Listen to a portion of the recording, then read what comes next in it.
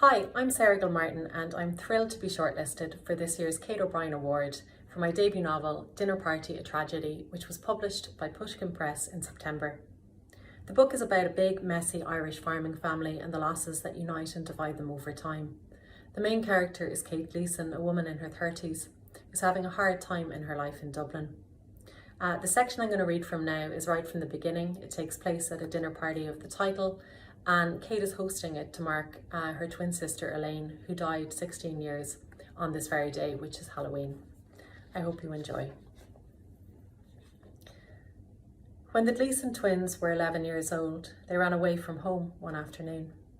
They made it as far as the old mill on the outskirts of town before their mother's red Jeep pulled up beside them in the rough.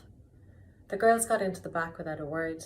They didn't look at each other, just knew somehow to accept defeat, because most things in life were to be accepted. Later that night, Elaine had woken Kate up, her cold fingers prodding Kate's shoulder across the divide of their single beds.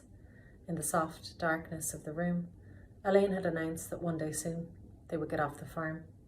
They would in fact get off the island of Ireland entirely and be free to do whatever they wanted in some unknown country with no family ties at all.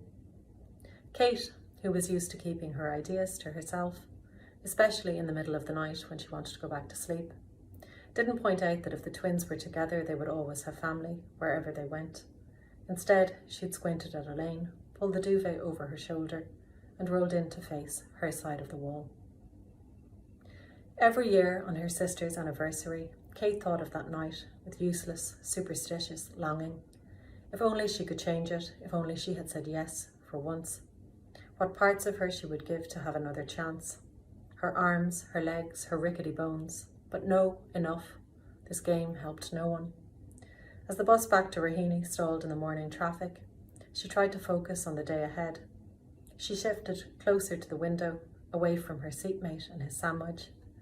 With a cool swipe of her hand, she cleared the condensation and looked down on the street, the chalky pavement of College Green and all the people rushing by. Today was the 16th anniversary of her sister's death. An incredible number, but you couldn't argue with numbers. They had no give. This evening the family, or some of the family, were coming to her apartment for dinner. Kate had the day off work to prepare, the recipes laid out on the counter at home, the final few things she needed in the lime green grocery bag at her feet. It wasn't even 11:30. Everything was going to be fine. Thanks very much. I hope you enjoyed.